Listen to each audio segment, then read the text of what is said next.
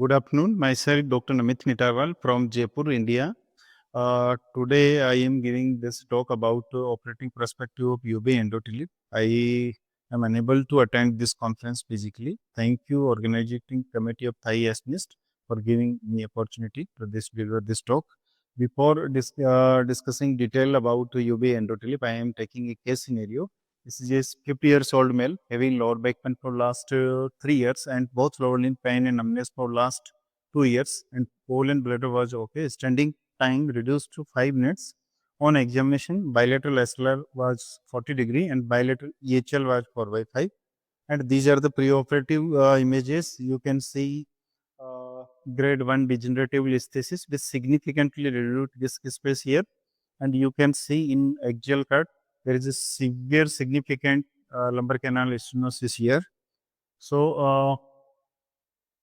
in UBE Endo TLIF, we can use multiple indications like LCS with instability, recurrent disc herniations, degenerative listhesis, and etc.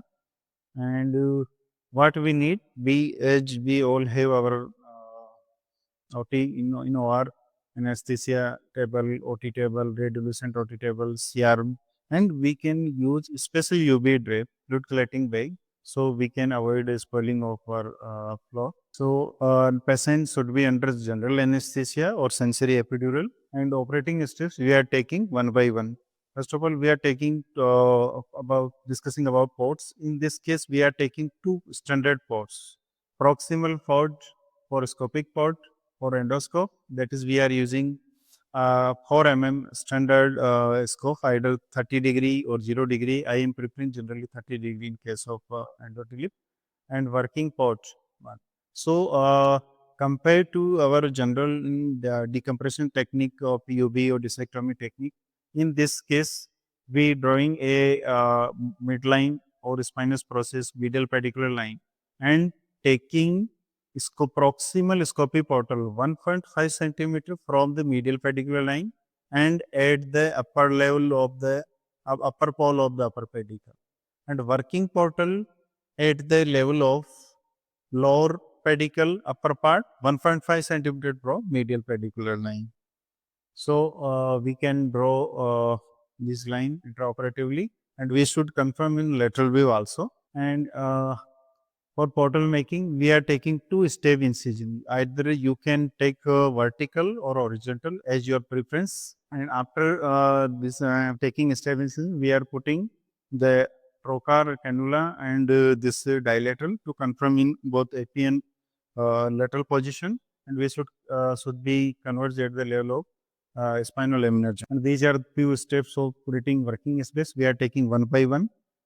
In creating working space, we are doing first serial dilation at the level of the from working portal, and after the serial dilation, we are just stripping the muscles from the spinal laminar junction towards the laterally toward the facet and from interlaminar window also. After stripping the muscles, we are putting the trocar and cannula from the scopy portal and touching these dilators.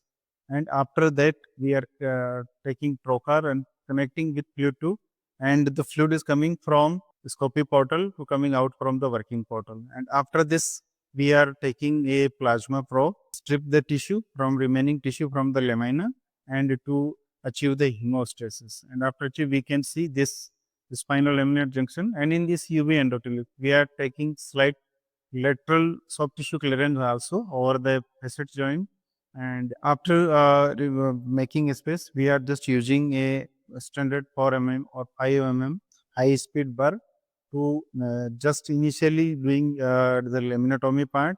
You can use, or you can also use directly the carraging forceps to achieve harvest. Here we are using this high speed burr started from the level of spinal laminar junction and coming towards the laterally, and then in this case, we are doing UBE Endo TLIF. So, we should also use the carraging to harvest the bone graft from at the level of base of the spine and from the lamina. And after laminotomy part, we will start facetectomy. In facetectomy, we can take ideally 4 mm or 5 mm osteotome, and under the direct vision of this endoscope we putting at the IAP, at the junction of lamina and IAP, and with ask your assistant to hammer over it. So you can remove the IAP and the SAP, and we can use in autologous bone graft. And after fascicectomy, ligamentum film removal and decompression is needed. If ipsilateral pathology only, then we can remove only ipsilateral side. If there is contralateral pathology, then we can also remove from contralateral side, and doing with help of either kerogen forceps. And after that, we are doing discectomy.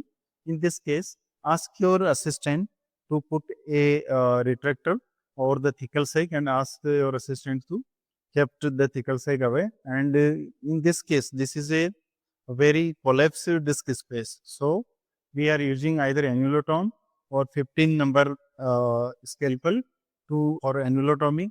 And after this, we remove the some part of the annulus and disc with the help of disc forceps and endplate preparation. And we are doing by serial remap. We first of all we are using 7 number serial dilator, then according successfully 8, 9, 10 H per knee. And after serial rimming, we use standard instruments while we are using in open surgery, like curate, standard curate, box curate, to prepare the end plate. The advantage of this UBE Endo TLIF, we can see directly, we can insert the endoscope inside the disc space, and we can see the level of preparation. And after this, we are using a rest to remove the end plate from both the superior vertebra and inferior vertebra. And after preparation of the end plate, we can see directly under the vision of endoscope. And here you can see punctate bleeding from the both end plates, superior end plate and inferior end plate. So beauty of this UBE Endo TLIF, we can directly observe the end plate preparation. So it will help our fusion rates, improve our fusion rates. And after this, we are taking a autologous bone graft in a funnel and putting inside the disc space. And advantage of this UBE, we don't need any special type of cage. We can use any size of cage which we are using in open surgery. When we take a cage, put the autologous bone graft inside it, and then we are putting inside the disc space. At this time, care should be taken. At this time, you should watch this. You invariably don't injure the thecal sac or narrow root. This time, your care must be taken. So, and this video you are seeing that we have already put a cage inside, and you can see this cage. And at this step, you should confirm your cage position in CRM, and if needed, you can further push with this help of instrument. So cage per need, you can put cage accordingly. So this disc space preparation, bone graft, uh, bone graft and cage already have inserted. So now rest is a process like same, like MIS fixation.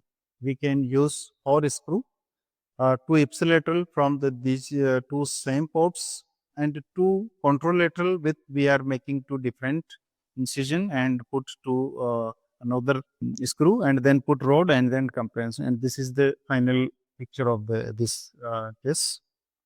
And these are the post-operative image. You can see this durates thecal sac is completely decompressed, and you can see the disc height it achieved.